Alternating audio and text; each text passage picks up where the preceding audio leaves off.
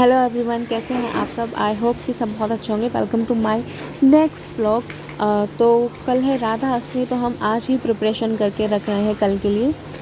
तो यहाँ पे राधा जी के केक की तैयारी हो रही है। यहाँ पे मेरी सासू मॉम मावा भून रही है, और जो मेरी नंद है वो बूरा छान रही थी, ताकि दोनों को मिला के हम घर पे ही राधा जी का केक प्रिपेयर करें। वो हमें एक दिन पहले ही करके रखना था, इसलिए हम रात को ही काम में लग गए थे सारे लग के। उसके बाद हमने राधा जी के लिए कल जो प्रसाद बांटना था, तो वो हमने एक दिन पहले ही पैक करके रख लिया था। ये सब उनका ये कल का प्रसाद है, जो हमें जो लोग आएंगे उनको देना है।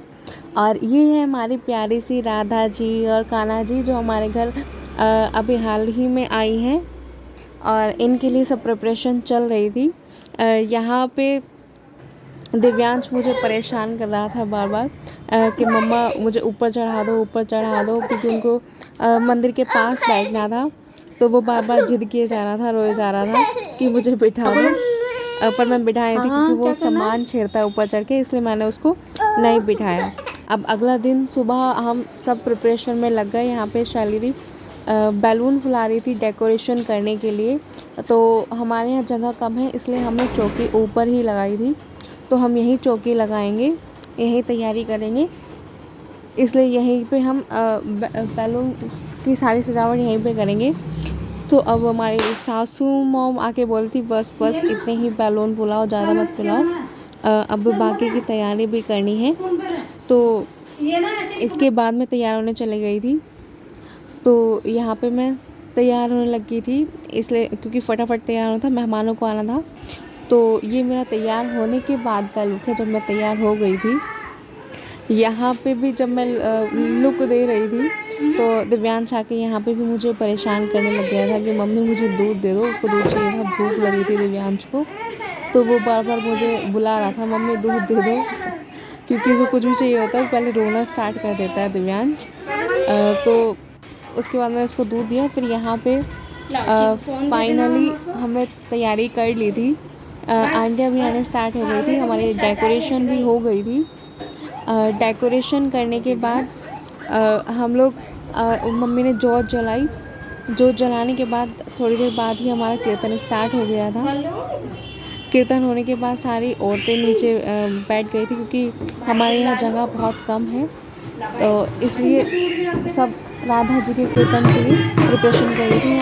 सारी आंटियाँ आ गई थी, और यहाँ पे भजन स्टार्ट हो गया था।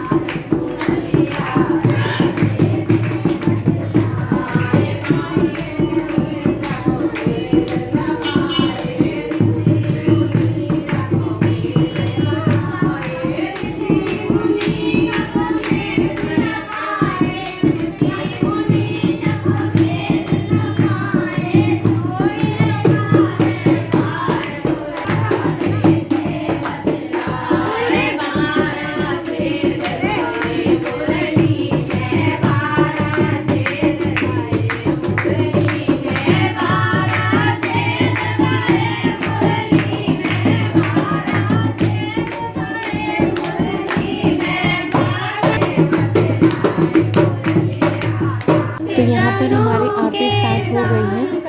तो सब लोग आरती धीरे धीरे आरती कर रहे थे।